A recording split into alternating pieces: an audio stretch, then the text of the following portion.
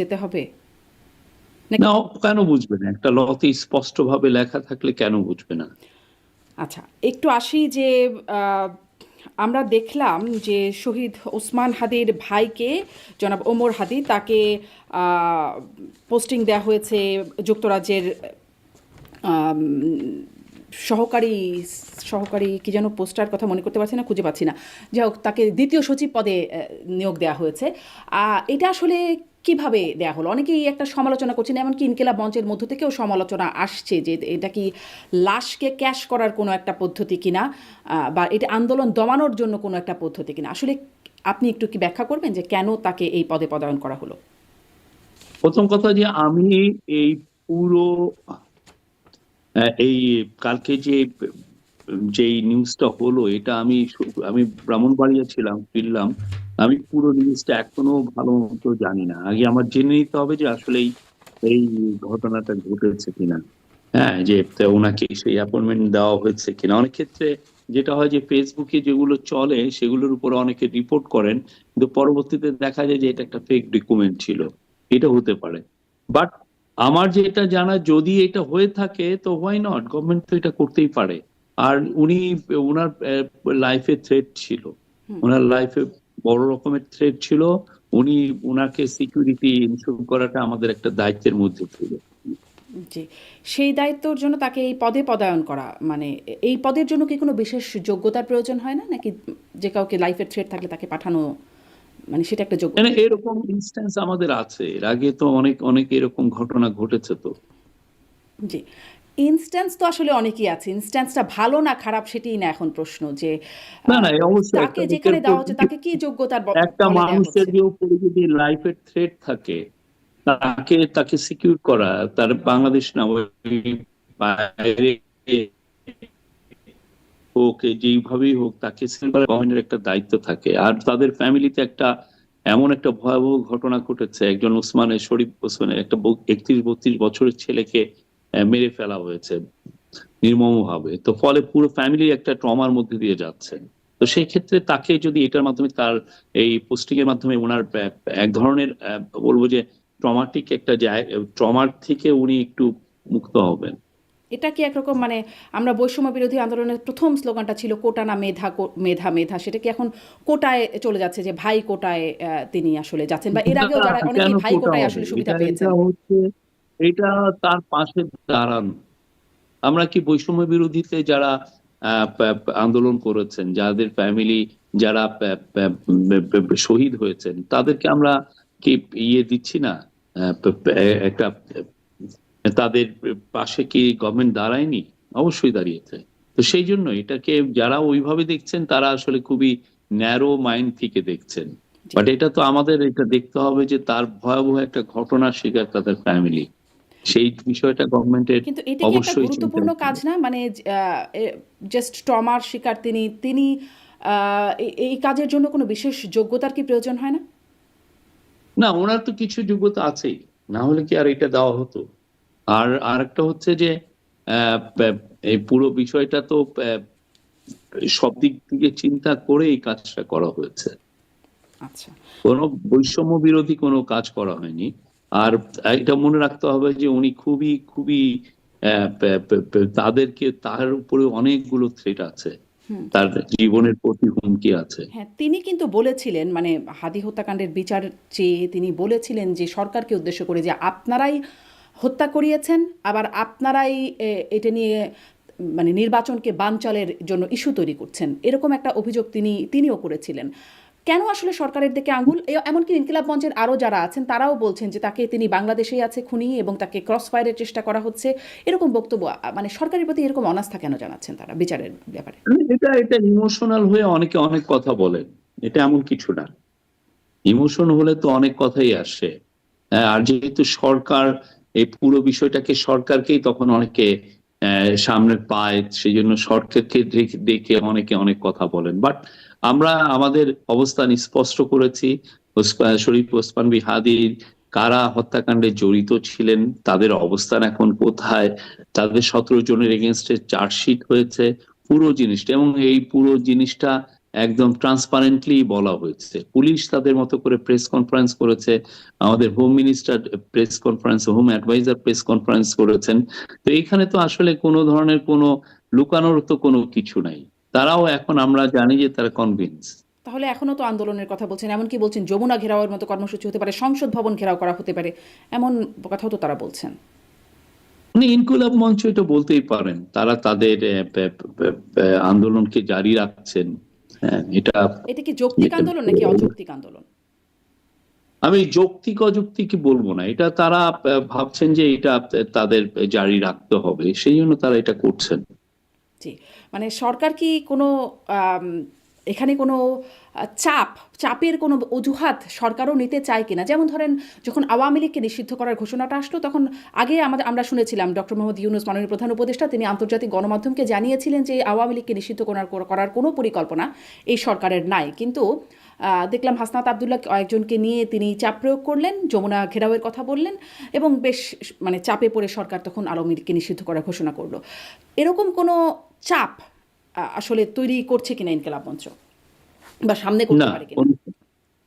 না, গভর্নমেন্ট চাপের কোনো বিষয় নেই। গভর্নমেন্ট পুরোপুরি নির্বাচন আয়োজনে ব্যস্ত, নির্বাচন সামনে এসছে, সেটা নিয়ে গভর্নমেন্ট তার সমস্ত কাজ করছে। আচ্ছা, নির্বাচনের প্রসঙ্গ যখন একটু বলছেন তখন একটু আর হাল সলিম ওসমান বিন হাদির বিষয়ে যা যা ইনভেস্টিগেশন সেগুলো কন্টিনিউ আছে। এইখানে যারা যারা জড়িত ছিলেন সবাইকে আইনের সম্মুখে করাটা এটা আমাদের একদম বড় দায়িত্ব। সেই কাজগুলো পুলিশ করছে, সিকিউরিটি ফোর্সেস অন্যান্য করছে, ইন্টেলিজেন্স এজেন্সির যারা মেম্বার আছেন তারা করছে। জি, কিন্তু কিন্তু কেন যেন আপনাদের এই কোনো পক্ষের উপরে ইনকিলাব মঞ্চ বা শহীদ ওসমান হাদির ভাইও এতদিন বলেছেন যে তারা বিশ্বাস করতে পারছেন না। এখন হয়তো বিশ্বাস করতে পারেন কিনা, মানে পদায়নের পরে, সেটি আবার দেখার বিষয়। একটু এই প্রসঙ্গেও আসি। আপনি ভোটের প্রসঙ্গে বলছিলেন, গণভোটের পক্ষে সরকার বেশ জোরে সোরেই এখন মোটামুটি প্রচারণা চালাচ্ছেন, হ্যাঁ ভোটের পক্ষে প্রচারণা চালাচ্ছেন, এবং জুলাই সনদের উপর ভিত্তি করেই গণভোট হচ্ছে। এই জুলাই সনদ যে কেন গুরুত্বপূর্ণ বা কতটা গুরুত্বপূর্ণ, এটি মাননীয় প্রধান উপদেষ্টা সনদ হওয়ার আগেও বলেছেন, পরেও বলেছেন।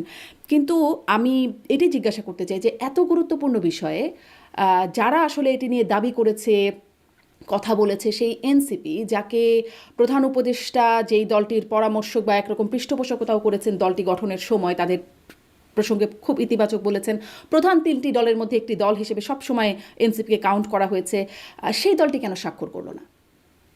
না, স্বাক্ষরটাই তো আর মূল না। স্বাক্ষর খুবই একটা এই এত বড় 9 মাস ধরে যে কর্মযোগ্য হয়েছে তার একটা ছোট একটা পার্ট হচ্ছে স্বাক্ষর। যে স্বাক্ষরের আগে ঘন্টা পর্যন্ত, লাস্ট মোমেন্ট পর্যন্ত যে নেগোসিয়েশন হয়েছে, পুরো নেগোসিয়েশনে এনসিপি ছিলেন, এনসিপি নেতৃবৃন্দ ছিলেন। তো এটা স্বাক্ষর উনি দিলে কি দিল, এটার চেয়ে বড় কথা উনি এটা ওন করছেন কিনা।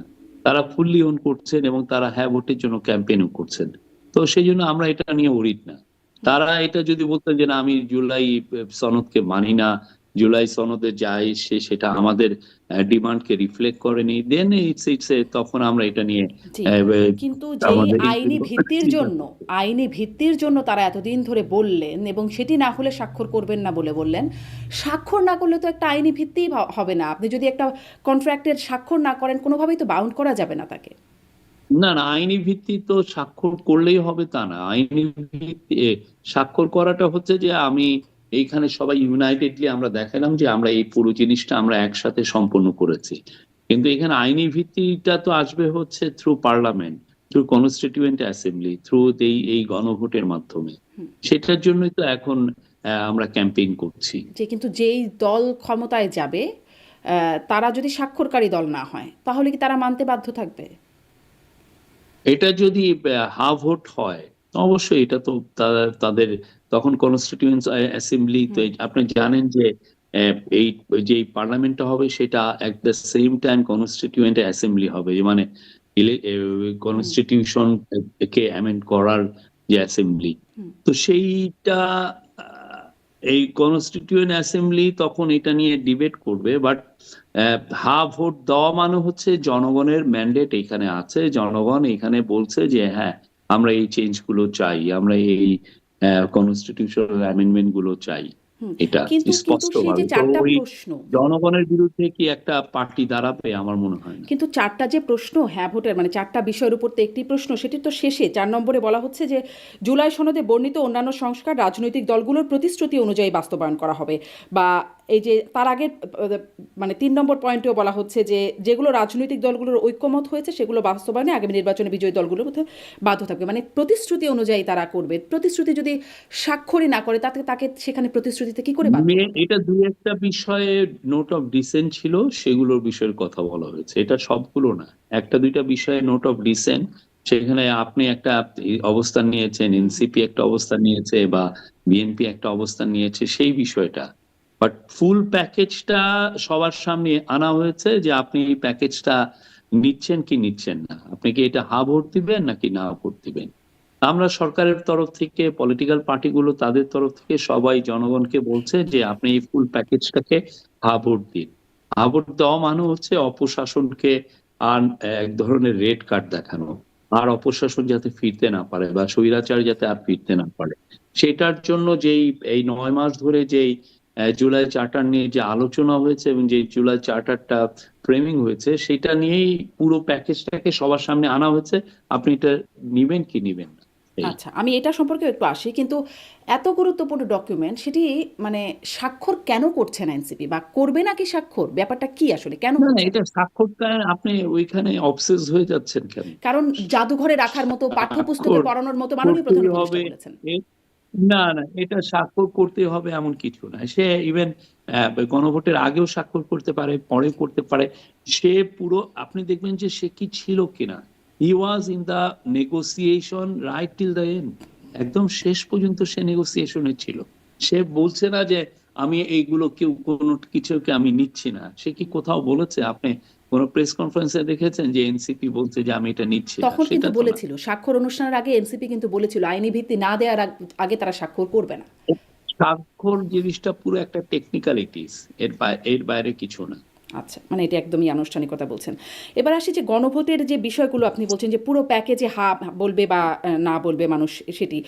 আম, কিন্তু এত যে গণভোটের পক্ষে প্রচারণা, সেটিতে যে তারা, এটা তো পুরনো প্রশ্ন, তবুও জিজ্ঞাসা করি যে সেটি যে রাজনৈতিক দলগুলো মানবে সামনে ক্ষমতায় গিয়ে, তার নিশ্চয়তা কি, যখন গণভোটের আগেই মানে তাদের যে প্রতিশ্রুতি সেখান থেকে তারা সেটি পালন করছে না? একটা অন্তত উদাহরণ আমি দেখতে পাই যে সেখানে বলা আছে যে ন্যূনতম 5% জুলাই সনদের 24 ধারায় যেটি বলা আছে যে ন্যূনতম 5% নারী প্রার্থী মনোনয়ন দিয়ে রাজনৈতিক দলগুলো দিতে হবে আর কি, এটা তাদের বাধ্যবাধকতা, এবং 29টি দল এবং জোট এতে একমত হয়েছে। কিন্তু একটি দলও 5% নারীর মনোনয়ন দেয় নাই। বিএনপি অনেকটা এগিয়ে আছে, জামাতের একজনও নারী প্রার্থী নাই। মানে আগেই তো লঙ্ঘন করছে, পরে গিয়ে পালন করবে, এই আস্থা আমরা কোথায় পাবো বা কেন পাবো? এবং সরকার বা ঐকমত্য কমিশন এ নিয়ে কোথাও কিছু বললো না তো কোথাও।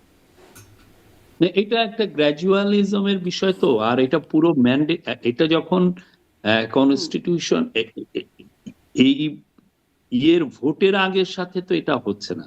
কথা হচ্ছে যে আপনার ম্যান্ডেটটা পাওয়ার পরে যে কনস্টিটিউশনাল চেঞ্জ হচ্ছে, তখন এটা আপনার ইমপ্লিমেন্টেড হবে 5%।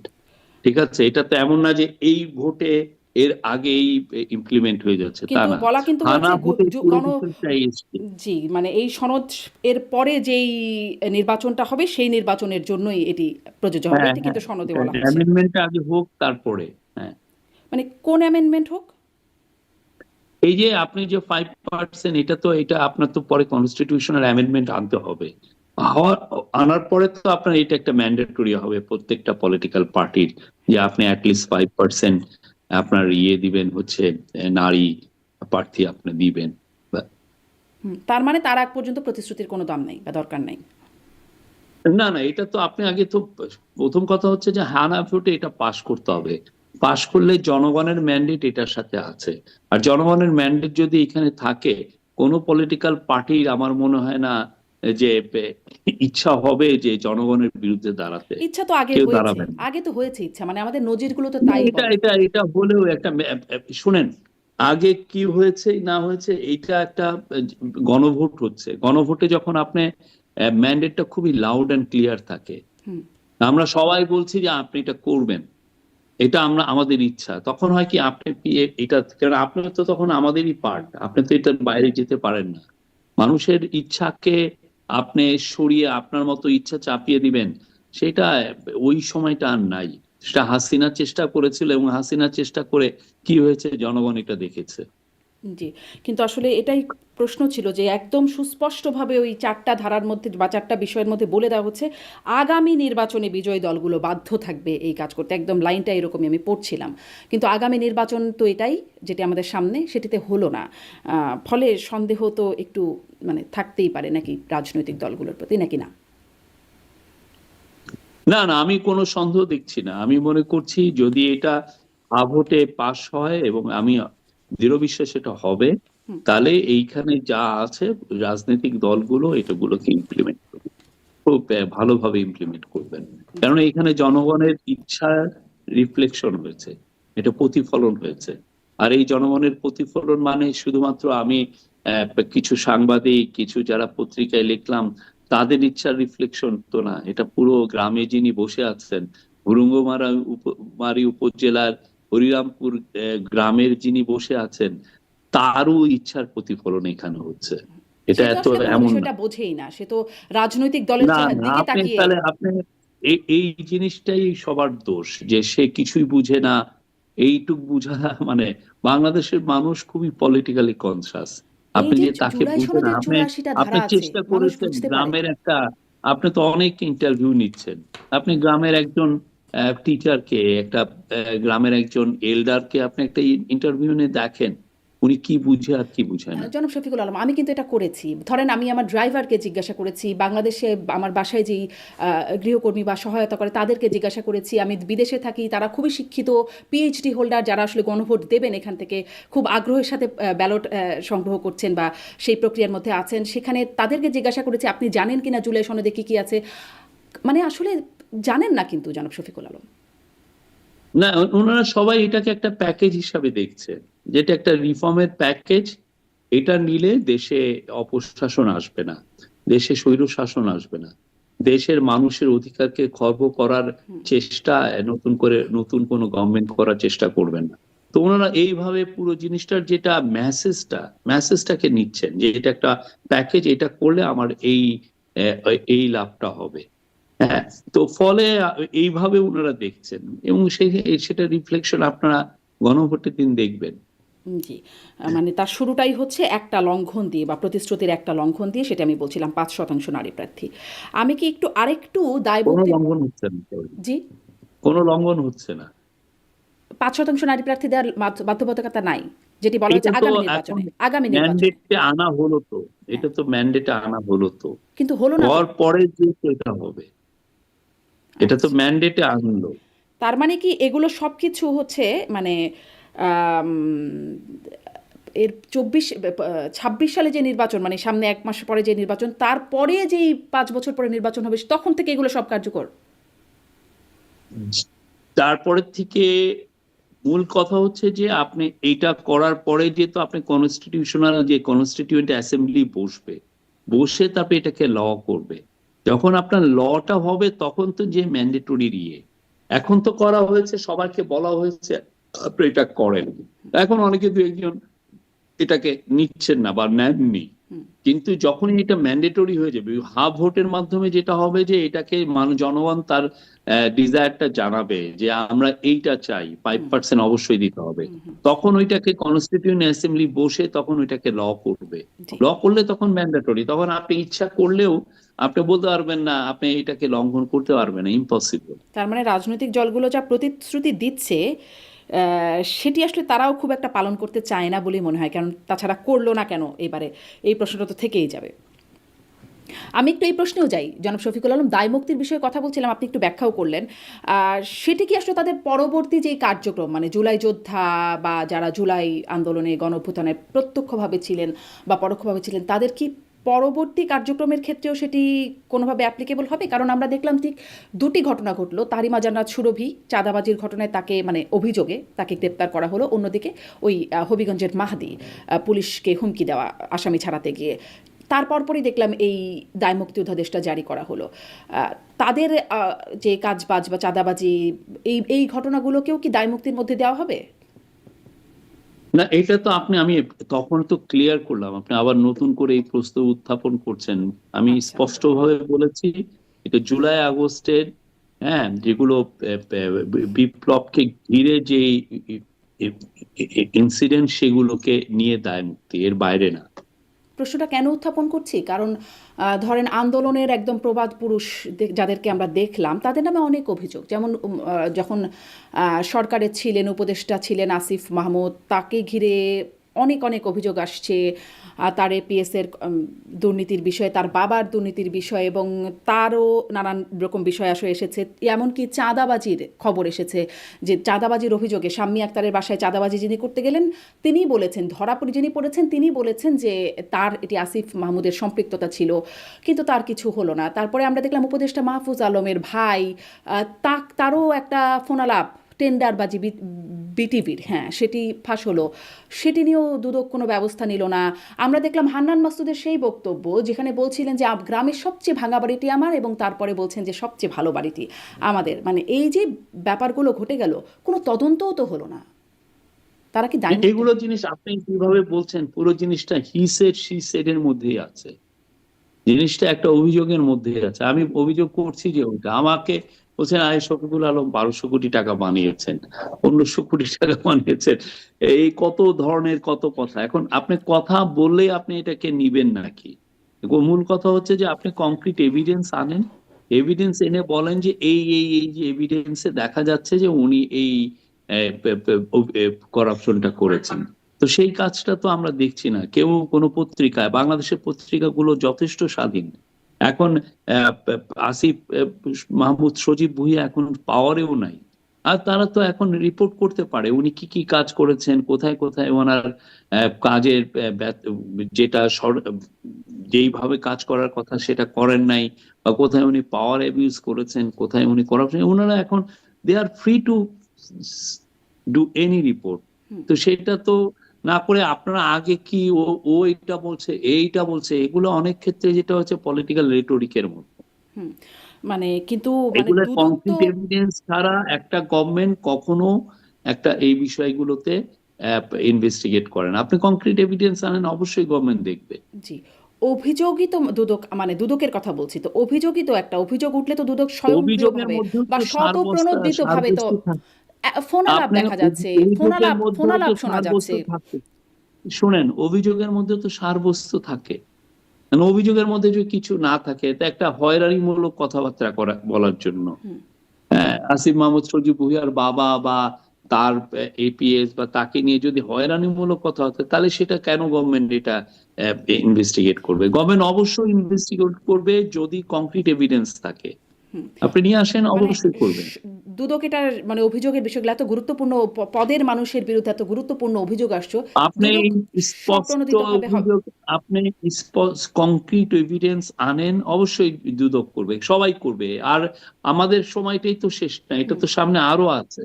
সামনে আর নতুন গভর্নমেন্ট আসবে, জাস্ট 25 দিন পরেই নতুন গভর্নমেন্ট আসবে, তো সেটি 25 দিন পরে ইলেকশন। সেটি তো একটা কালচার যে গভর্নমেন্ট পড়ে যাওয়ার পরে সেই গভর্নমেন্টের ভেতরে কি কি অনিয়ম হয় সেটি। না না, এটা আপনি কংক্রিট, আপনি যেটা আপনি রিপোর্ট গুলো পড়েন, এই রিপোর্ট গুলো পুরোটাই হেয়ার্স এর উপরে রিপোর্ট গুলো, উনি বলেছেন, বলেছেন, এই টাইপের রিপোর্ট। মানে আপনি আমি কংক্রিট আমি এভিডেন্স আনলে দেখছিলাম যে দেখবেন না মানে কেন? আল জাজিরার সাংবাদিক জুলকারনাইন সায়ের, তিনিও তার যে ফোন আলাপ মানে সংলাপ যেটি মাহফুজ আলমের ভাই সেটিও শেয়ার করেছিলেন। তাদের অনুসন্ধানে এটি বেরিয়ে আসছে, কিন্তু কেন আমলে নিচ্ছে না? মানে এগুলো আমলে নিয়ে কেন এটা এমনকি কংক্রিট আসিফ মাহমুদ এভিডেন্স নিজেও আনলে, বলেছিলেন দুদক তদন্ত করে দেখতে পারে, শুধু এই বিষয় না, বিভিন্ন বিষয়, দুর্নীতির প্রসঙ্গে। আমরাও তো এটাই এখন, এগুলো পুরো জিনিস বাংলাদেশে তো এই ধরনের রিপোর্ট হয় নাই। আবার বড় বড় যারা নিউজ পেপার আছেন, যারা ইনভেস্টিগেটিভ ওয়েবসাইট, তারা ইনভেস্টিগেট করে দেখুক যে এই জায়গায়, এবং তারা আমাদেরকে বলতে পারে যে না, গভর্নমেন্ট এখানে সিরিয়াসলি পার্সিউ করতেছে না, সেটাও বলতে পারে। কিন্তু কথা হচ্ছে যে এখন সোফার যা হচ্ছে, এটা হচ্ছে ওনাকে বিরুদ্ধে এটা আছে, ওনার বিরুদ্ধে এটা বলা আছে, এই টাইপের কথাবার্তা চলছে। জি। বাট এটা দিয়ে তো আর গভর্নমেন্ট বা কোনো এন্টি করাপশন কমিশন তো সে এটা নিয়ে তো আর কাজ করতে পারে না। জি, কিন্তু যারা আসলে ধরেন যেমন সাবেক আইজিপি, তিনি রাজসাক্ষী হলেন, হয়ে তার সাথে যারা আছেন তাদের অপরাধের মানে যা যা আছে সেটি তিনি বয়ান দিলেন। তেমনি ওই যে চাঁদাবাজির ঘটনায় যিনি গ্রেপ্তার হলেন তিনি কিন্তু নিজে বলেছিলেন যে এখানে আসিফ মাহমুদের সম্পৃক্ততা আছে, কেউ তদন্ত করলো না, কেউ একটু প্রশ্নও করলো না সরকারের পক্ষ থেকে। তখন ওনার অভিযোগটা খুবই, উনি যদি খুব কংক্রিট এভিডেন্স নিয়ে আসতেন, হ্যাঁ, আমি এসে বললাম যে আমার উনি এই এই কাজ করছেন, উনি 200 কোটি টাকা বানিয়েছেন, 300, এটার উপরে তো আর তদন্ত হয় না, আপনি কনক্রিট এভিডেন্সটা নিয়ে আসতে হয়। কিন্তু তো সেইটা যদি না হয় তাহলে এভিডেন্স নেওয়া তো গভর্নমেন্ট এটা কি দুদকেরও কাজ। করবে? যেমন ধরেন দুদক, আনিস আলমগীর সাংবাদিক, তার এখন বিরুদ্ধে দুদকের তো, শুনেন, দুদকের অনেক অনেক কাজ আছে, যেগুলো দুদক কি, আপনি যেটা আপনি আওয়াজ তুললেন সেটা দেখবে না, কংক্রিট এভিডেন্স আছে সেটা দেখবে। দুদকের তো আনলিমিটেড নাম্বার অফ হ্যাঁ, পিপল কিন্তু নাই। দুদক তো স্বতঃপ্রণোদিতভাবে, মানে বা সুমোটো, দুদক তো এই অভিযোগ মানে তদন্তগুলো করে বা অভিযোগগুলো দেখে, খতিয়ে দেখে, কোনো রকম অভিযোগ থাকলে সেই ক্ষমতা তো দুদকের আছে। আর যেমন অবশ্যই। যেমন যেমন দেখছিলাম যে সে- আনিস আলমগীরের বিরুদ্ধে, যিনি ইতোমধ্যেই সন্ত্রাস বিরোধী আইনে আছেন, তার বিরুদ্ধে নতুন করে দুদক মামলা করেছে তার অর্জিত আয়ের সাথে, মানে সম্পত্তির সাথে তার আয়ের অসঙ্গতির মানে দেখিয়ে। এরকম অসঙ্গতি কি জনে জনে, মানে তার বিরুদ্ধে কোনো অভিযোগ নাই, দুদকই এটা বের করলো। তো এত অভিযোগ থাকা সত্ত্বেও দুদক এই অভিযোগগুলো দেখছে না কেন? না, ওইটা উনি অবশ্যই সেক্ষেত্রে ওনারা কনক্রিট এভিডেন্স পেয়েছেন, সেই অনুযায়ী তারা পার্সিউ করেছেন কেসটা।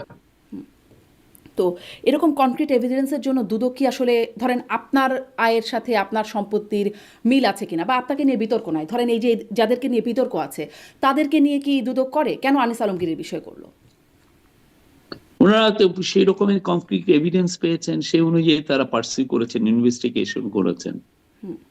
এখানে আপনার আরো যদি আরো এলাবোরেট যদি আরো জানতে চান, আপনার ওনাদের সাথে কথা বলেন। অ্যান্টি করাপশন কমিশনের এই স্পোকসম্যান তো এই বিষয়ে কথা বলে, তো একদম যে চুপচাপ থাকে তা তো না। জি, মানে এটা কি কোনো টার্গেটেড বিষয়, যে তাকে টার্গেট করে তার সম্পদের হিসাবের সাথে তার ওর আয়ের মিল আছে কিনা, এটা অসঙ্গতি আছে কিনা খুঁজে দেখা, নাকি এটা কি কোনো র্যান্ডম বিষয় নাকি টার্গেটেড বিষয়? টার্গেটেড বিষয় হবে কেন? যেখানে ওনারা যেই বিষয়ে, যখনই তাদের হাতে ভালো কংক্রিট এভিডেন্স আছেন, তখন দেখেন যে এটাকে পার্সিউবল কিনা, এটা পার্সিউ করা যায় কিনা, ওনারা দেখেছেন যে না, এভিডেন্স, এই স্পষ্ট এভিডেন্স আছে, সে অনুযায়ী ওরা করেছেন। এখন এটা তো যে কোর্টের বিষয়, এটা কোর্ট ডিসাইড করবে যে এটা কি, এইটা প্রাইমা ফেসি এভিডেন্স এখানে আছে কিনা, এটা দিয়ে একটা কেস এগোবে কিনা, এটা তারা দেখবেন। জি, কিন্তু এত অভিযোগ থাকা সত্ত্বেও এই বিষয়গুলো কোর্ট পর্যন্তই গড়ায় না, এটাই আমার প্রশ্ন ছিল। আমি একটু আপনার সাক্ষাৎকার আমি খুব মনোযোগের সাথে দেখছিলাম, আপনি আল জাজিরায় একটা সাক্ষাৎকার দিয়েছেন, সেখানে প্রথম আলো ডেইলি স্টারের হামলা প্রসঙ্গে, যেখানে আপনি সেখানেও দুঃখ প্রকাশ করেছেন, আপনি আপনার ফেসবুক স্ট্যাটাসেও আপনি দুঃখ প্রকাশ করেছেন। সেখানে নুরুল কবির সাংবাদিক, তার রেফারেন্সে বলা হচ্ছিল যে তিনি যে বলছেন যে সরকারের ভেতরে কোনো কোনো অংশ বা গোটা সরকারই এই ঘটনাটা হতে দিয়েছে, মানে প্রথম আলো ডেইলি স্টারের হামলার ঘটনাটা, আপনি বলছেন অ্যাবসলিউট লাই, ননসেন্স, এবং আপনি সেখানেও আপনি এভিডেন্সই দিতে বলছেন। কিন্তু এভিডেন্স কি আসলে কিছুই নাই? মানে আগে থেকেই হুমকি ছিল, হুঁশিয়ারি ছিল, উস্কানি ছিল, কারা দিল সেটিও দেখা গেল, কিন্তু সেইটি থামাতে কোনো ব্যবস্থা নাই। এমনকি যারা হুঁশিয়ারি দিল, হুমকি দিল, উস্কানি দিল, তাদের বিরুদ্ধেও কোনো ব্যবস্থা নেওয়া হলো না। মানে যা, অনেককে তো অ্যারেস্ট করা হয়েছে, অনেককেই অ্যারেস্ট করা হচ্ছে, কয়েক ডজনকে অ্যারেস্ট করা হচ্ছে। এখন আপনি যদি বলেন যে গভর্নমেন্টের একটা অংশ এখানে ইনভলভ, এটা তো আপনি, মানে এটা তো ভয়াবহ অ্যাকুইজিশন। আপনার সেক্ষেত্রে তো আপনার স্পষ্ট এভিডেন্স থাকতে হবে যে ওকে, আমি এই এভিডেন্সের বলে আমি এই কথাটা বলছি। আপনি বিদেশে এই ধরনের কথা কোন সাংবাদিক, কোন রেসপেক্টেড জার্নালিস্ট তার গভর্নমেন্টের এগেনস্টে বলতে পারবে? আপনি ট্রাম্পের নামে একটা অভিযোগ আছে, আপনি বলে ফেলতে পারবেন যে না, উনি এই এই করেছেন, উনি এইটার সাথে জড়িত বা এইটা, উইদাউট এভিডেন্স? এটা সম্ভব? কিন্তু আপনি সেটা না আছে, আপনি রেটরিক করছেন, ইয়ে করছেন। তো এই জন্য আমরা বলেছি ইটস অ্যাবসলিউট ননসেন্স। আপনি যদি আপনার কাছে এভিডেন্স থাকে যে হ্যাঁ এই ঘটনাগুলো ঘটেছে, এইখানে আমরা দেখছি, এই বোঝা যাচ্ছে যে এইটা, আপনি তো কিছু, আপনি না হয়ে যেটা হচ্ছে যে অনেকে বক্তৃতাবাজি করছেন, এসে বক্তৃতা করছেন, এবং একটা গভর্নমেন্টকে আপনি বলছেন, এমন একটা ভয়ঙ্কর একটা অ্যাকুজিশন আপনি দিচ্ছেন। এটা আপনি আপনার হাতে কোনো ধরনের কোনো এভিডেন্স ছাড়া আপনি এই ধরনের একটা গভর্নমেন্টকে এইভাবে অ্যাকুইজিশন করতে পারেন আর এটাই কি। আসলে তিনি বলছেন যে গভর্নমেন্ট হতে দিয়েছে। ধরুন এই যে আমরা দেখলাম রাকসু এটা একটা ভিপি, ভয়াবহ কথা না যে এই গভর্নমেন্ট নিশ্চয়ই, হতে দিয়েছে। নিশ্চয়ই খুবই ভয়াবহ কথা, এবং সেই ভয়াবহ কথার পেছনে আপনি বলছেন এভিডেন্স নাই, কিন্তু এগুলো কি এভিডেন্স হিসেবে কাউন্ট হবে না? যখন দেখা গেল রাকসু ভিপি, যিনি শিবির নেতা মোস্তাকুর রহমান, তিনি বললেন প্রথম আলো ডেইলি স্টারের বিরুদ্ধে সেগুলো বন্ধ করে দিতে হবে। জাহাঙ্গীরনগর বিশ্ববিদ্যালয়ের শাখার শিবির সেক্রেটারি মোস্তাকুর রহমান, তিনিও আসলে ছায়ানট এবং উদীচীর কথা বিশেষ করে বলছেন যে তছনছ করে দিতে হবে। এছাড়াও আমরা প্রবাসী সাংবাদিক ইলিয়াস হোসেনকে দেখেছি, তিনি বলছেন। তার আগেও আমরা বিভিন্ন সময় দেখেছি পিনাকি ভট্টাচার্য, তারা বলেছেন এবং করেওছেন, জিয়াফতও করেছেন, তখনও হামলা টামলা হয়েছে প্রথম আলো ডেইলি স্টারের উপরে, ভাঙচুর হয়েছে। কিন্তু এত কিছু জানার পরেও, এত উস্কানি থাকার পরেও সরকার এটি ঠেকাতে কোনো ব্যবস্থা নেয় নাই। নাম্বার ওয়ান, যারা উস্কানি দিল তাদের বিরুদ্ধেই বা ব্যবস্থা কোথায়? ইনারা কি কেউ মামলার আসামি হয়েছেন যাদের নাম আমি বললাম? আমরা যারা যারা এটার সাথে সরাসরি জড়িত তাদের অনেককে অ্যারেস্ট করেছি। এ বিষয়ে পুলিশের ব্যাখ্যাও আছে, আপনি পুলিশের সাথে কথা বলতে পারেন। আমরা এখানে যারা যারা এইখানে জড়িত, যাদেরকে পাওয়া গেছে, এভিডেন্স পাওয়া যাচ্ছে যে অনেকে যে ওইখানে লুট করছেন, ওইটার সাথে সবাইকেই ধরা হয়েছে, যাদেরকে সরাসরি ভিডিওতে প্রকাশ্যে যারা বললেন তারা কি উস্কানিদাতা হিসেবে হবেন না বা হুমকিদাতা হিসেবে হবেন না? এটার পুরো কেসটা এখনো তো ফাইল হয়নি। যেটা একটা এখন যেটা হয়েছে, প্রথমে হচ্ছে যে এফআইআর ফাইল হয়েছে। পুরো চার্জশিট কি ফাইল হয়েছে আমার মনে হয় না, আমি কিন্তু এটা আবার চেক করবো। ইনাদেরকে তো আসামিও করা হয় নাই, মানে কাকে কাকে আসামি করা হয়েছে, এটাই তো ধরা আমার, হয়েছে সেটি আমি দেখছিলাম। অজ্ঞাতনামা অবশ্য আমি অনেকে আছেন। আমি এফআইআরটা দেখে তারপরে আমি বলতে পারবো। আর পুরো যেটা ফুল চার্জশিট, এখানে যেমন হাদি হত্যার ফুল চার্জশিটটাই সাবমিট হয়েছে, ওরা 17 জনের নাম নিয়েছে। এখানে ফুল চার্জশিটটা কি দেওয়া হয়েছে কিনা আমি এখনো জানি না, আমার মনে হয় এখনো ফুল চার্জশিটটা সাবমিট করা হয় নাই। কিন্তু যাদের কথায় এগুলো হলো তাদেরকে মামলার আসামি করা হবে না? মানে ধরেন শেখ হাসিনা ভারতে বসে বসে হুমকি দিচ্ছেন এবং সেই সেটা তো অনুযায়ী নাকি পুলিশ, কাজ হচ্ছে, এটা এজন্য। তো পুলিশ হ্যাঁ। ডিসাইড করবে, এটা তো পুলিশ ডিসাইড করবে, ঠিক না? পুলিশ দেখবে যে তার সাথে কানেকশনটা কি, পুলিশ ডিসাইড করে তখন পুলিশ তার চার্জশিটে কিন্তু আনবে, এটা কি এটা তো একটা পুলিশের। এভিডেন্স না যে সরকার এর মধ্যে, মানে পুলিশ তো সরকারের পার্ট, সরকার এদের বিরুদ্ধে ব্যবস্থা নেয় নাই, আগেও নেয় নাই, পরেও নেয় নাই, ফলে সরকার এটির পার্ট, যদি নুরুল কবিরের যে ব্যাখ্যা। এটা এটা একটা ননসেন্স, এগুলা কে বলে এগুলা? সরকার এটা, আপনি এটা হয় নাই, এ হয় নাই অতএব বি, বি হয় নাই অতএব সি, এই টাইপের লজিক দেওয়া তো ঠিক কিন্তু না। কেন ইনাদেরকে আসামি গভর্নমেন্ট করা হলো এখানে না? কেন যদি পাস এটি হবে? অপরাধ হয়, কেন ওনাদেরকে আসামি করা হলো না যখন ওনারা এটা প্রকাশ্যে পুলিশ হুমকি দিলেন? ইনভেস্টিগেট করবে, পুলিশ ইনভেস্টিগেট করে অবশ্যই কেস দিবে। যদি দেখে যে কারো এভিডেন্স আছে, কেউ এখানে পুরোপুরি আমরা সম্পৃক্ত, সবাই অবশ্যই পুলিশ দেখলাম এই দেখবে। এভিডেন্সটা একদম মানে প্রকাশ্যে বললেন, পুলিশ কেন দেখলো না?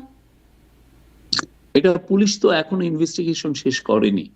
পুলিশকে ইনভেস্টিগেশন আমি তো বললাম যে পুলিশ এখনো চার্জশিট দেয়নি। মানে যাদেরকে ওই মবের মধ্যে দেখা গেল তাদের অনেককে পুলিশ গ্রেপ্তার করেছে বা তাদের নামে মামলা করেছে, কিন্তু যাদেরকে উস্কানি দিতে দেখা গেল এবং তারা স্বীকারও করলেন যেটি স্লিপ অফ টাং, শিবিরের পক্ষ থেকে তারা বিবৃতি দিয়ে বললেন এটা তাদের ব্যক্তিগত ব্যাপার, এটা স্লিপ অফ টাং, কিন্তু সেই যেখানে যেখানে বলেছেন ঠিক সেখানে সেখানেই হামলা হয়েছে। কিন্তু পুলিশ এখানে আসলে এদের কার কি রোল সেটা পুলিশ ডিসাইড করবে। পুলিশ মনে করে, যদি মনে করে যে হ্যাঁ এখানে তার স্পষ্ট লিংক আছে, অবশ্যই পুলিশ চার্জশিটে আনবে। কিন্তু এখনো পুলিশ তো এটা ইনভেস্টিগেশন করছে, পুলিশের ইনভেস্টিগেশন শেষ হোক। আগে যে প্রথম আলো ডেইলি স্টারে হামলা হয়েছিল, জিয়াফত হয়েছিল, তখন কি কোনো ব্যবস্থা হয়েছিল? তখন আমরা ডেইলি স্টার প্রথম আলোতে ওরা হামলাই করতে পারেনি, তার আগেই তাদেরকে ডিসপার্স করে দেওয়া হয়েছে। তাদের গরু জবাই করা সেখানে এগুলো তো হয়েছিল। তারা ওইখানে কম্পাউন্ডের ধারে কাছেও আসতে পারেনি, তাদের অনেক দূরের থেকেই তাদেরকে ডিসপার্স যারা করে দেওয়া বলেছিল, হয়েছে। যারা নির্দেশ দিয়েছিল এই ঘটনাগুলো ঘটানোর জন্য, তাদের আপনি বিরুদ্ধে? ওই সময়ের রিপোর্ট গুলো দেখেন তাহলেই বুঝবেন, কিন্তু তাদের বিরুদ্ধে কি তারা ব্যবস্থা ওইটা নেওয়া হয়েছে? আশেপাশে আসতে পারেনি। তাদের বিরুদ্ধে সরি, তাদের বিরুদ্ধে কি ব্যবস্থা নেওয়া হয়েছে যারা আসলে নির্দেশটা দিয়েছিলেন? ওই সময় যারা ইয়ে আছে, দেখুন ওইখানে তো প্রথম আলোকে তো আর ওরা যে ওইখানে ফিজিক্যালি অ্যাটাক করেছে কিনা পুলিশ আপনাকে ভালো বলতে পারে, বাট আমি যেটা জানি সে সময় আমি দেখেছি, আমি তখন খুব ক্লোজলি এটা মনিটর করেছি, ওরা ওই ওই অত দূর পর্যন্ত যেতেই পারেনি। পারেনি বলে উস্কানিটা কি অপরাধ না? উস্কানিটা তো অপরাধী। আমি, ওরা তখন কি কারণে প্রোটেস্ট করেছে ওইখানে স্পষ্ট ভাবে আছে, আপনি একটু দেখে নিয়ে। জি, আমি আসলে দেখে এটার বুঝতে সাথে পারি না আপনি এটা বলেই মিলাচ্ছেন না। জানতে চাই যে যাদেরকে প্রকাশ্যে দেখা গেল তাদেরকে আসামিও করা হলো না, কিন্তু মানে সরকার বলছে যে আসলে কোনো এভিডেন্স নাই। এই জন্যই আমি আসলে প্রশ্নগুলো আপনার কাছ থেকেই বুঝতে চাইছিলাম। আমি কি তাহলে একটু পরের আপনার একটা প্রসঙ্গে, যখন আপনি আল জাজিরাকে সাক্ষাৎকার দিচ্ছিলেন সেখানে আসলে এই ঘটনাগুলোর জন্য ইউএন স্পেশাল রেপোর্টারের রেফারেন্সে সাংবাদিক বলছিলেন, আপনাকে জিজ্ঞাসা করছিলেন যে সরকারের ব্যর্থতা দেখছে ইউএন স্পেশাল রিপোর্টার, আপনি সেটাকে রিজেক্ট করছেন। গেল বছর অক্টোবরেও মানবাধিকার পরিস্থিতি নিয়ে একটি আলোচনায় আপনি সেখানেও বলেছিলেন যে আমাদের দেশের পত্রিকাগুলো সেগুলো আসলে মানে যে রিপোর্ট মানবাধিকার সংস্থাগুলো পত্রিকার উপর ভরসা করে রিপোর্ট করে, যদি আন্তর্জাতিক সংস্থা ইউএনএইচসিআর বা অ্যামনেস্টি ইন্টারন্যাশনাল যদি এনাদেরকে দিয়ে আসলে তদন্ত করানো উচিত বা প্রতিবেদন দেওয়ানো উচিত। পরপরই আসলে দেখলাম যে হিউম্যান রাইটস ওয়াচ এরকম তারা আসলে এই বা 6টি আন্তর্জাতিক সংস্থা উদ্বেগ জানিয়েছে, মানবাধিকার পরিস্থিতি নিয়ে লিখছে। কেন আপনারা আসলে বিশ্বাস করতে পারছেন না আন্তর্জাতিক সংস্থাগুলোকে বা দেশের পত্রিকাগুলোকে, এই রিপোর্টগুলোকে? না, তারা তাদের কাজ করছে, আমরা তো অস্বীকার করছি না। তারা তাদের হিউম্যান রাইটস, যারা ইন্টারন্যাশনাল যারা হিউম্যান রাইটস গ্রুপ আছে, তাদের কাজগুলো খুবই ভাইটাল। তারা শেখ হাসিনার আমলে খুব ভালো ভালো রিপোর্ট করেছেন, সেই জন্য আমরা তাদের প্রতি কৃতজ্ঞ। এখনো আমরা চাই তারা নির্মমভাবে সবগুলো রিপোর্ট করবেন, কিছু কিছু করছেনও। আমাদের বাংলাদেশি হিউম্যান রাইটস অর্গানাইজেশনের নিয়ে আমার কিছু কোশ্চেন আছে, খুব বড় রকমের কোশ্চেন আছে, এবং আমি মনে করি যে তারা এই জায়গাগুলো অ্যাড্রেস করা উচিত। তারা যেভাবে রিপোর্ট করে, অনেক ক্ষেত্রে তারা পত্রিকার রিপোর্টের উপর রিলাই করে একটা রিপোর্ট করে। এখন পত্রিকা যদি ভুল রিপোর্ট করে, তাহলে এই দায়টা তখন তো কার? আপনার তো, আপনি আহ, বললেন যে ইনকিলাবে এই রিপোর্ট হয়েছে, দেখা গেলো ইনকিলাবের রিপোর্টটাই ভুয়া, কিন্তু হিউম্যান রাইটস অর্গানাইজেশন ওই রিপোর্টটা করে ফেলছে। তো এই দায় তো হিউম্যান রাইটস অর্গানাইজেশনের নেওয়া উচিত। আপনি যদি হিউম্যান রাইটস এর কাজ করবেন, অবশ্যই আমরা চাই বাংলাদেশে হিউম্যান রাইটস গ্রুপগুলো আরো বেটার কাজ করুক, কিন্তু তাদের সক্ষমতা আরো বাড়ানো উচিত, যাতে একটা ঘটনা পত্রিকার চোখ দিয়ে না দেখে নিজে যেন ইনভেস্টিগেট করে।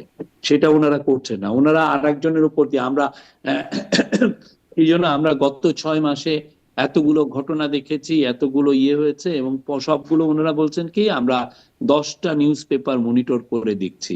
নিউজ পেপার যে আপনি পারফেক্ট নিউজ দিচ্ছে আপনি কিভাবে জানেন? সত্য নিউজ কিনা আপনি কিভাবে জানেন? জি, ঠিক না? তাহলে তো আন্তর্জাতিক আপনি, সংস্থাগুলো যেমন ইউএন স্পেশাল রিপোর্টার সেটাকেও তো আপনি রিজেক্ট করছেন। আমরা কাউকে রিজেক্ট করছি, ওইটাকে আমি রিজেক্ট করব কেন? আমাদের রিজেক্ট করার কিছু, কিন্তু কিছু কিছু জায়গায় যেগুলো তারা বলেন, সেই জায়গায় অবশ্যই গভর্নমেন্টের তার অবস্থানই ক্লিয়ার করা দরকার আছে, সেটা তো আমরা বলছি।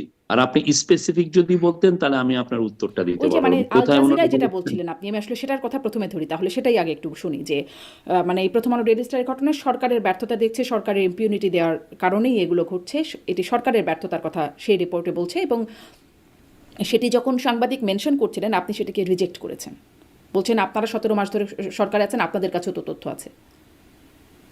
না, ইম্পিউনিটি তো দেওয়ার প্রশ্নই উঠে না। আপনি এই জায়গাটা যদি বলেন, অবশ্যই আমরা এটা রিজেক্ট করি। গভর্নমেন্ট ইম্পিউনিটি দিবে কেন? আর গভর্নমেন্ট কি কোনো ল অ্যান্ড অর্ডার সিচুয়েশন কি কন্ট্রোল করছে না? যথেষ্ট ভালোভাবে করছে। আপনি যদি তারপরেও তো একটা জি প্লিজ। ক্রাইমের স্ট্যাটিস্টিক্স দেখেন, এই গত বছরে যা নাম্বার অফ মার্ডার্স, তার আগের বছরে অলমোস্ট সিমিলার।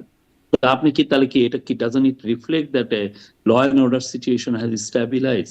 তো এখন আপনারা যেটা হচ্ছে যে কিছু কিছু পত্রিকা একটা মার্ডার দেখলেই মনে করে দেশে আর ল অ্যান্ড পত্রিকার অর্ডার কথাগুলো না সিচুয়েশন। হয় বাদই দিলাম, কিন্তু এই যে আন্তর্জাতিক সংস্থাগুলো ধরেন হিউম্যান রাইটস ওয়াচ সহ 6টি আন্তর্জাতিক সংস্থা, তারাও তো বলল, ডক্টর ইউনূসকে চিঠি দিয়েছে যে মানে মানবাধিকার পরিস্থিতিতে উদ্বেগ জানিয়ে এবং কি কি করণীয় সেই বিষয়ে একটা সুপারিশ দিয়ে। এগুলো ওনাদের রুটিন জব, ওনারা এই কাজগুলো করেন প্রায় প্রত্যেকটা দেশে। আপনি যদি মায়ানমার নিয়ে সার্চ দেন, দেখবেন যে মায়ানমারেও ওনারা প্রচুর এগুলো রিপোর্ট দেয়। এটা রুটিন জব, আমি এটার মধ্যে এমন কোনো মানে এগুলো কিছু দেখছি সত্ত্বেও না। আপনি বলবেন যে মানবাধিকার পরিস্থিতি নিয়ে আসলে মানে ভালো? আমি বলবো যে গিভেন দ্য সিচুয়েশন খুবই ভালো। জি, এইগুলোকে আমরা একটা পোস্ট, আপনাকে বুঝতে হবে যে আমরা একটা পোস্ট রেভলিউশন সময়ে এসেছি। অন্যান্য দেশে এই সময় অনেক ক্যাওটিক হয়, অনেক ভায়োলেন্স হয়। সেই অনুযায়ী আমি বলবো যে বাংলাদেশের যে সিচুয়েশন ইজ গুড। এটাও কি বাংলাদেশে এবং পিস অ্যান্ড স্ট্যাবিলিটি ফিরে এসছে দেশে। একটা আপনি দেখেন ফরেন ডাইরেক্ট ইনভেস্টমেন্ট দেখেন, গত বছরের প্রথম 9 মাসে 80% গ্রোথ হয়েছে, 80% গ্রোথ হয়েছে। এটা কি এমনি হয়ে গেছে? ল অ্যান্ড অর্ডার সিচুয়েশন ভালো না হলে যারা এগুলো বলছেন তাদের গভর্নমেন্টকে, যারা এক ধরনের একটা আল্টোরিয়র এজেন্ডা নিয়ে গভর্নমেন্টের বিরুদ্ধে তারা, তাদের আমরা আগে অনেক সময় দেখেছি তাদের রোলগুলো কি কি ছিল, বিশেষ করে পত্রিকাগুলো। এই কথাটা একদম মনে হচ্ছে যে মানে আমাকে মাফ করবেন, কিন্তু এই রকমই শুনতাম যখন আওয়ামী লীগ সরকার ক্ষমতায় থাকতো এবং আন্তর্জাতিক সংস্থাগুলো রিপোর্ট আসলেই আহ, তারা মানে এরকম একটা রিপ্লাই করতো। রিপ্লাইগুলোর কিন্তু আমরা সিমিলারিটি কি কি গুম আপনি করে পাচ্ছেন? আপনি আওয়ামী লীগের সাথে আমাদের তুলনা আনেন কি তুলনা কিভাবে? আনছি না, আমরা কিন্তু কি তুলনা আনছি আমরা না। কি গুম আমি করেছি? আমি আমরা শুধুমাত্র কি এক্সট্রা নাটক সাজিয়ে এক্সট্রা জুডিশিয়াল মার্ডার করছি? আমরা কি ইয়ে করছি নাকি, কার ব্যাংক লুট করে নিয়ে যাচ্ছি নাকি? তা আপনি আওয়ামী লীগের সাথে এই গভর্নমেন্টের তুলনা না, কিভাবে আওয়ামী করেন? লীগের সাথে গভর্নমেন্টের তুলনা করছি না, আমি আসলে তুলনা করছি বক্তব্যের, যে যেই রকম ভাবে আন্তর্জাতিক সংস্থাগুলো তা রিপোর্টকে অবশ্যই রিজেক্ট করতো, আপনার এখনো বক্তব্যে দেখছি এভাবে রিজেক্টেড আপনাকে আমি হচ্ছে। একটা উদাহরণ দেই, আপনি জানবেন। আপনি তো নিজে জার্নালিস্ট ছিলেন। বাংলাদেশে যারা মফস্বলের সাংবাদিক আছেন তাদের অ্যাটলিস্ট 5-6টা পরিচয় থাকে। উনি একাধারে সাংবাদিক, উনি একা থাকে স্কুলের টিচার, অনেক ক্ষেত্রে বিজনেসম্যান, অনেক ক্ষেত্রে স্পোর্টস অর্গানাইজার, অনেক ক্ষেত্রে উনি মাল্টিপল টাস্কিং এ উনি ইনভলভ। তো তখন একটা জার্নালিস্ট যখন হ্যারেস হয় মফস্বলে, তখন আমাদের এই যে হিউম্যান রাইটস এর গ্রুপগুলো বলে যে বাংলাদেশে এই গত 6 মাসে 496 জন জার্নালিস্ট হ্যারেস হয়েছে। এখন কথা হচ্ছে যে এই যে 496 জন আপনি হ্যারেস হয়েছেন, আপনি বললেন, আপনি কি এই পুরোটা ওই যে জার্নালিস্টের কথা আপনি বলছেন, যে ধরেন মাগুরার একজন জার্নালিস্ট হ্যারেস হয়েছে, উনি কি তার জার্নালিজমের কারণে হ্যারেস হয়েছে, নাকি আপনি সে হ্যারেস হয়েছে তার বিজনেসের কারণে, নাকি তার অবৈধ কোনো সম্পর্কের কারণে এটা হয়েছে?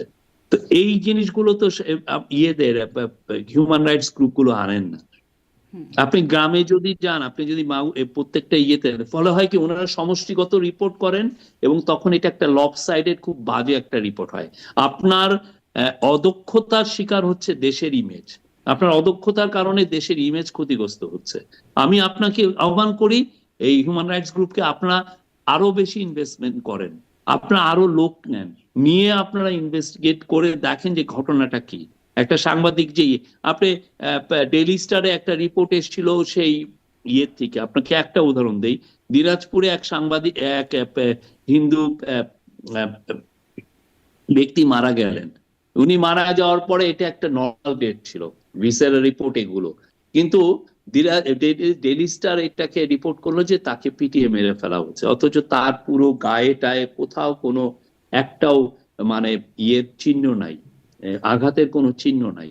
ওইটাই দিয়েছে। আমরা তো তখন প্রোটেস্ট করলাম যে দেখেন এটা তো ঠিক না, আপনারা আবার দেখেন।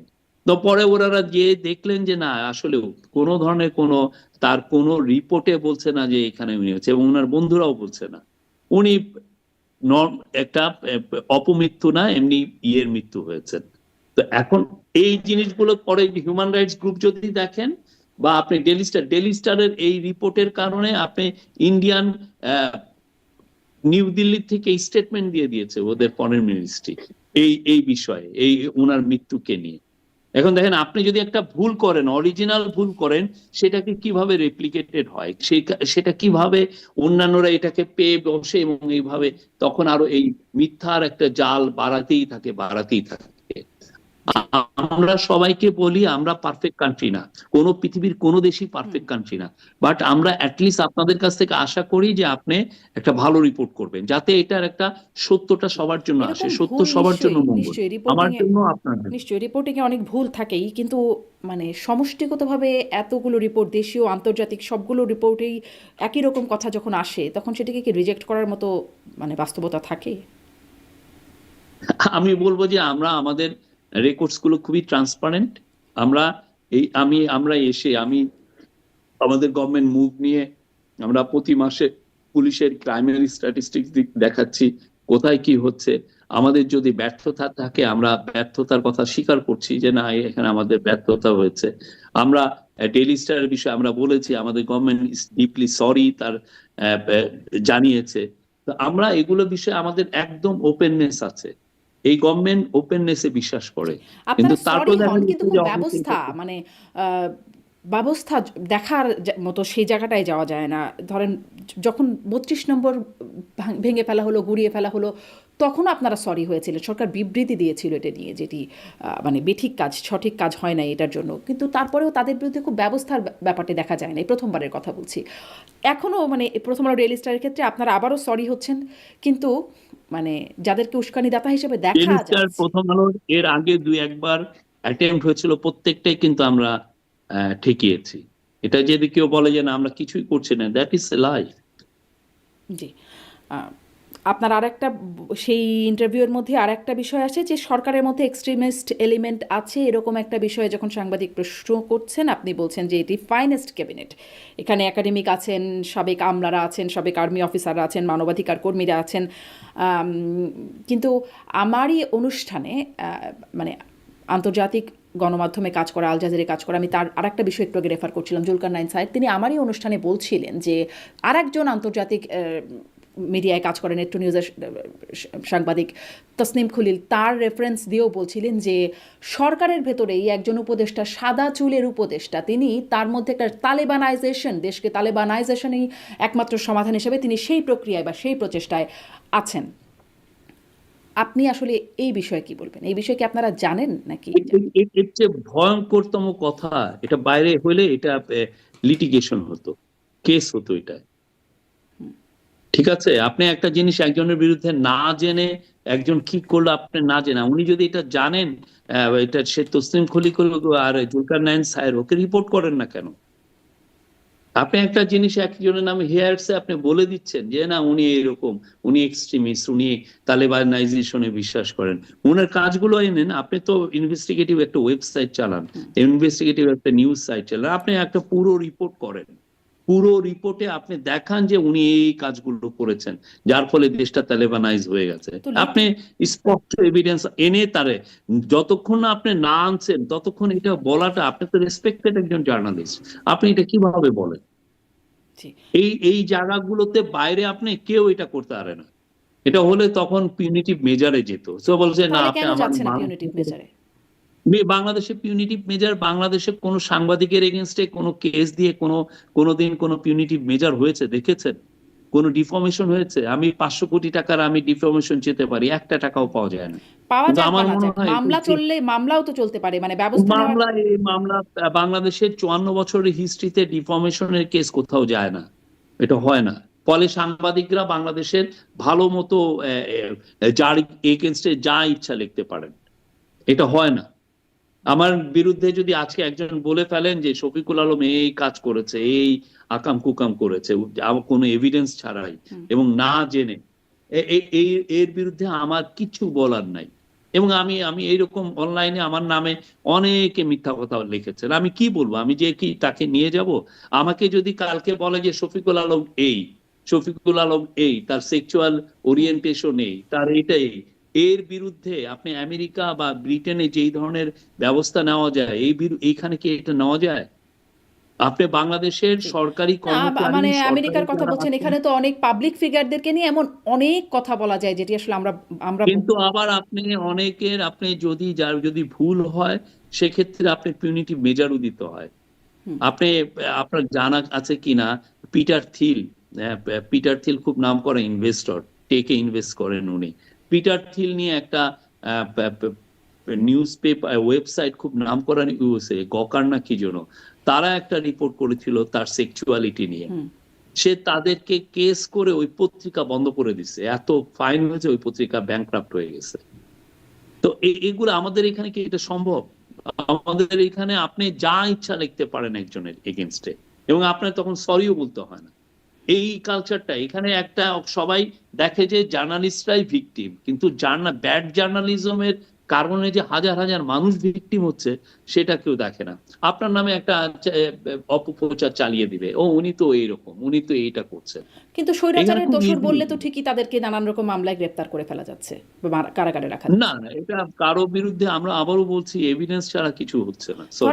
ধরেন এই যে যারা সাংবাদিকরা যারা আসলেই আওয়ামী লীগ আমলে নানান রকম তেলবাজি করতে প্রকাশ্যে দেখা যেত, তাদের বিরুদ্ধে হত্যা চেষ্টা বা হত্যা মামলা দিয়ে রাখা হচ্ছে, কি এমন এভিডেন্স সেখানে দেওয়া হচ্ছে যে তাদের বিরুদ্ধে সেটা কি এখন আমরা করেছি? না না করেন নাই, কিন্তু আপনারা তো মামলা প্রত্যাহার করছেন, 20,000 মামলা প্রত্যাহার করেছেন বলে সেদিনই উপদেষ্টা আসিফ নজরুল বলছিলেন আপনার সামনেই। কিন্তু এই মামলাগুলো তো এই সময় হলো, এদের অনেকগুলো মামলা প্রত্যাহার হয়েছে, আপনি একটু ভালো মতো খবর নিয়েন। মানে এটা নিয়ে আমরা এটা আলাদা একটা এই সিআরপিসি তে আমরা এটা আলাদা একটা বিধান এনে সাংবাদিকদের বিরুদ্ধে, একটা আপনি নিজেও সাংবাদিক, চেনা জানা আপনারও আছে, সাংবাদিকদের বিরুদ্ধে মামলা প্রত্যাহার হয়েছে। কিছু কিছু প্রত্যাহার হয়েছে, আপনি একটু খবর নেন। এইটা একটা ফাস্ট ট্র্যাক করা হয়েছে, অনেকের বিরুদ্ধে যার এগেইনস্ট এভিডেন্স পাওয়া যাচ্ছে না তাকে ড্রপ করা হয়েছে সেই মামলা থেকে। জি, কিন্তু আমি আসলে খবর নিতে পাচ্ছি না, এই জন্য আপনার সাহায্য চাচ্ছিলাম যে আপনি কি আমাকে বলতে পারেন যে কারো কেউ মুক্ত হয়েছেন? এখন আমি তো আমি চিফ অ্যাডভাইজার অফিসকে রিপ্রেজেন্ট করি, ওনাকে চিফ অ্যাডভাইজারকে রিপ্রেজেন্ট করি। আপনি আপনি সব ল মিনিস্ট্রি বা মিনিস্ট্রির প্রত্যেকটা টাইনি বিষয়ও তো আমার জানার কথা না। তারপরে আমি, আপনি নেক্সট টাইম যদি আসি তখন এই কোশ্চেনটা রেখেন, আমি একদম বিস্তারিত আপনাকে বলতে পারবো।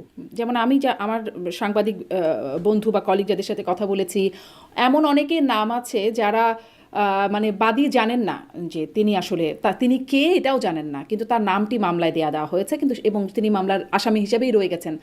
কেউ কেউ গ্রেপ্তার হয়ে আছেন, তাদের ব্যাপারে জানি না, গ্রেপ্তার যারা হন নাই তাদের সাথে কথা বলে এতটুকু জানতে পেরেছি, এবং তারা তথ্য মন্ত্রণালয়ে যোগাযোগও করেছেন কিন্তু সমাধান পান নাই। আনফরচুনেটলি এটা হয়েছে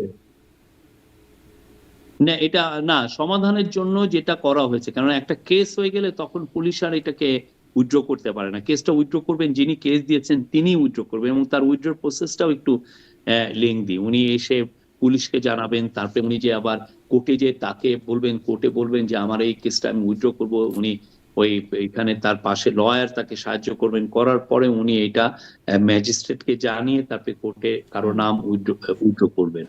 কিন্তু এই ক্ষেত্রে আমি বলতে পারি যে ইয়ের সময় অনেকগুলো আমরা এই রিপোর্টগুলো সেই যে গত বছর 2024 সালের থেকে আমরা এই শেষের দিক থেকে এই কেসগুলো হয়েছে, অনেকগুলো, অনেকের নামে ইয়ে হয়েছে। তো আমরা যেটা হয়েছে যে ওনারা আসলে ইনভলভ কিনা সেই বিষয়ে একটা লতে কিছু চেঞ্জ এনে এই এই ইনভেস্টিগেশনটাকে দ্রুত করা হচ্ছে, এবং এর ফলে যেটা হয়েছে যে অনেকের নাম, বেশ কিছু নাম ড্রপ করা হয়েছে, এবং সবচেয়ে বড় কথা হচ্ছে যে যারা যারা নামে এসছে তাদের আহ, দুই একজন ছাড়া বেশিরভাগই কারো কোনো তাকে অন্তত পুলিশি হ্যারাসমেন্ট হয়নি, আমি এটুকু বলতে পারি। জি, হ্যারেস তো হয়নি, পুলিশি হ্যারাসমেন্টও কিন্তু তাদেরকে অনেকে করা হয়েছে। গ্রেপ্তার হয়ে সেই মানে শুরু থেকেই এখনো পর্যন্ত অনেকে কারাগারেই গ্রেপ্তার আছেন। হননি, গ্রেপ্তার হয়েছেন 4-5 জন, এটা জি, সেই চার অনেকে পাঁচ গ্রেপ্তার জনের হননি ব্যাপারে, সেই এটা 4-5 জনের ব্যাপারে সে 4-5 জনের বিষয়ে তো কেস আছে, কেসগুলো হচ্ছে, চলতেছে। জি, কিন্তু ওই যে আপনি বারবার যে এভিডেন্সের কথা বলছেন, কংক্রিট এভিডেন্স, সেগুলো কি আসলে চাই 5 জনের ভিতরে? সেইটা পুলিশ আপনাদেরকে বলতে হয়। পুলিশ যদি এভিডেন্স না থাকে তাহলে তো তারা কেস পার্সিউ করতো না। জি, সেটাই পুলিশ আসলে। দেখছে সেটা, এবং ইভেনচুয়ালি কোর্ট ডিসিশন নিবে যে এটা এর এগেইনস্টে কোনো প্রাইম অফিস এভিডেন্স আছে কিনা। জি, মানে কার জামিন হবে আর কার হবে না সেটি যে পুরোপুরি আদালতের উপর নির্ভর করে না, সেটি আদালতে যারা স্বনামধন্য আইনজীবী আছেন, যে ব্যারিস্টার সারা হোসেনের মতো বা আরও যারা আছেন, তারাও আসলে এটি বলছে, যেটি আসলে কলকাঠিটা অন্য কোথাও থেকে নড়ে। আপনি আওয়ামী লীগের যারা অ্যারেস্ট হয়েছিলেন তাদের সাথে কথা বলেন, তারা বেশিরভাগই অনেকে হাজার হাজার তারা আবার ছাড়াও পেয়েছেন। তো তাহলে যদি তাদের যদি ইয়েই না হতো, কি যেন বেইলই না হতো, তাহলে ছাড়া পেলেন কিভাবে? জি, যারা ছাড়া পাচ্ছেন না তাদেরটাও জানতে চাচ্ছি যে তাদের প্রতি কী এমন কংক্রিট এভিডেন্স হলো হত্যা বা হত্যা চেষ্টা মামলার আসামি তারা হয়ে আদালতে আছেন, জামিনও হচ্ছে না। একদম শেষের দিকে আপনার কাছে প্রশ্ন করি, আপনি অনেক সময় আমাকে দিচ্ছেন, অনেক কৃতজ্ঞতা জানিয়ে আর একটু শেষের দিকে আপনার কাছে প্রশ্ন করি যে আপনি আসলে প্রায় শেষ, আর কদিন? আপনি বলছেন 25 দিন আছে আপনাদের এই পুরো টার্মকে, আপনি আসলে যদি বলি কত নাম্বার দেবেন 1 থেকে 10-এর মধ্যে, বা কত শতাংশ আপনারা সফল বলে মনে করেন? আমি আমি যদি নাম্বার দিতে বলে, আমি তো 100-তে 100ই দিতে চাই, বাট আমি বলবো যে 90 আমার মনে হয় ফেয়ার। Fair number. আর আমি মনে করি যে এই গভর্নমেন্ট যে চ্যালেঞ্জের কে সামনে নিয়ে এসছিল, সেই চ্যালেঞ্জকে অনেকখানি তারা উতরাতে পেরেছে, এবং আমি বললাম they did a very good job. এই গভর্নমেন্ট যে কাজটা করেছে, এবং অনেক হয় কি যে আপনি এখন একটা কাজে আপনি ইম্প্যাক্টটা বুঝবেন না, এটা অনেক পরে যে বোঝা যায়, তখন মনে হয় যে না, এই গভর্নমেন্ট তো ভালো কাজ করেছে। আমরা এই গভর্নমেন্টের বড় একটা চ্যালেঞ্জ ছিল এই ব্রোকেন একটা ইকোনমিকে ঠিক করা, এটা ঠিক করা হয়েছে। এদের একটা বড় কাজ ছিল হিউম্যান রাইটস এ যতগুলো ভায়োলেশন হচ্ছে, যে অ্যাবিউজ গুলো হচ্ছিল, সেগুলোকে দূরে সরিয়ে নতুন ভাবে দেশে একটা হিউম্যান রাইটস এর পথ ঠিক করা, যাতে প্রত্যেকটা মানুষের হিউম্যান রাইটস আপহোল্ড হয়, সেটা তারা করেছেন। এই গভর্নমেন্টের একটা বড় কাজ ছিল জুলাই আগস্ট বা তার আগে হাসিনার সময় যেই ধরনের ম্যাসিভ হিউম্যান রাইটস অ্যাবিউজ হয়েছে, তার একটা অ্যাকাউন্টেবিলিটি আনা, তার একটা বিচার কাজে নিয়ে আসা, সেটা করা হয়েছে। এবং সবচেয়ে বড় কথা, এর একটা বড় কাজ ছিল রিফর্ম করা।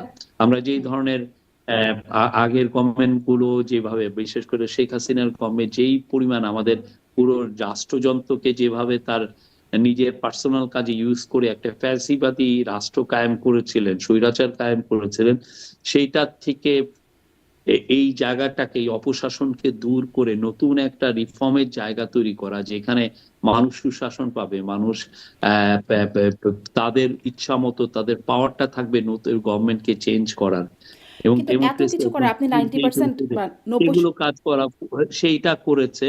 এবং শেষে লাস্ট একটা কাজ ছিল তার ইলেকশনের জন্য দেশকে প্রিপেয়ার করা, এবং দেশের ইলেকশনের জন্য সমস্ত আয়োজন সম্পন্ন করা, সেটাও করেছে। জি, যার কারণে আপনি 90% সফল বলে মনে করছেন। কিন্তু তারপরেও মানে আমরা তো মাননীয় প্রধান উপদেষ্টার কাছে শুনেছিলাম যে দেশে বিদেশে নজির সৃষ্টি করবে বাংলাদেশ, প্রেরণা যোগাবে বাংলাদেশ। কিন্তু নেপালের অন্তর্বর্তী সরকারের প্রধান তিনি বলছেন বাংলাদেশ হতে দিতে চায় না নেপালকে। যেখানে এমনকি সেই ফ্যাসিস্ট আমলেও, শেখ হাসিনার আমলেও বলছি, যে তখন ইমরান খানের সেই একটা খবর ডয়চে ভেলেতে এখনও দেখলাম, এটা খোঁজ করতে করতে দেখে ফেললাম, যে তখন ইমরান খান বলছিলেন যে পাকিস্তানকে সুইডেন বানাবেন। তখন উপস্থিত অতিথি বলছেন সুইডেন না, বাংলাদেশ বানিয়ে দেন, 5 না 10 বছর নেন, তবু বাংলাদেশ বানিয়ে দেন, আপনাদের সারা জীবন ভক্ত থাকবো, এরকম কথা বলছেন। মানে তখনও এরকম কথা বলতেন, কিন্তু এখন নেপালের মতো দেশ তারা বলছে বাংলাদেশ হতে দিতে চায় না। আমি জানি না উনি কি ইনফরমেশনের বেসিসে এই কথা বলেছেন। উনি যদি ইন্ডিয়ান নিউজ পেপার নিয়মিত পড়ে থাকেন, হয়তোবা সেটা পড়ে থেকে উনি এই ধরনের কথা বলতে পারেন। বাট আমরা মনে করি আমাদের অবস্থা, হিউম্যান রাইটস অবস্থা খুব ভালো। এগুলো উনি ওনার ইভেন যিনি ফরেন মিনিস্টার এসেছিলেন, এসে আমাদের কি যেন, আমরা যে পোস্টাল ব্যালটের চালু করেছি, ওনারা বলছেন এটা খুব তারা নিবিড়ভাবে অবজারভেশন করছেন, তারা আরো প্রেস করে গেলেন। আমি জানি না উনি কোন প্রেক্ষিতে এই কথাটা বলেছেন, but Bangladesh last 18 months did N exemplary job. এবং যারা ফরেন ডিগনিটারি যারা আসছেন, তারা এসে যখন চিফ অ্যাডভাইজারের সাথে কথা বলেন, তারা পাবলিকলি কথাটা বলেন, যেন ইউ হ্যাভ কিন্তু ডান এ আপনাদের ফ্যান্টাস্টিক। উপদেষ্টাদের মধ্যে অত্যন্ত গুরুত্বপূর্ণ উপদেষ্টা, সাবেক তথ্য উপদেষ্টা মাহফুজ আলম, তিনি বলছেন যে হ্যান কারেঙ্গা ত্যান কারেঙ্গা এরকম বলাই যায়, কিন্তু তিনি স্বীকার করছেন যে ব্যর্থতার জায়গা, আসলে নতুন বন্দোবস্তের যেই প্রতিশ্রুতি তারা দিয়েছিলেন সেটি করতে পারেন নাই, জনগণের মধ্যে তিনি হতাশা দেখতে পান, আস্থাহীনতা দেখতে পান। মানে গণ অভ্যুত্থানের মাস্টার মাইন্ড খ্যাত মানে সেই ব্যক্তি, অন্যতম গুরুত্বপূর্ণ, তিনি এরকম কথা বলছেন। না, আমি ওনার পুরো ইয়েটা পড়ি নাই, উনি কোন প্রেক্ষিতে এই কথাটা বলেছেন আমি জানি না। বাট আমি যেটা এই চিফ অ্যাডভাইজারের সাথে কাজ করে আমরা যেটা দেখছি, আর আমার আগে গভর্নমেন্ট, আমি জার্নালিজম করেছি 30 বছর, প্রত্যেকটা গভর্নমেন্ট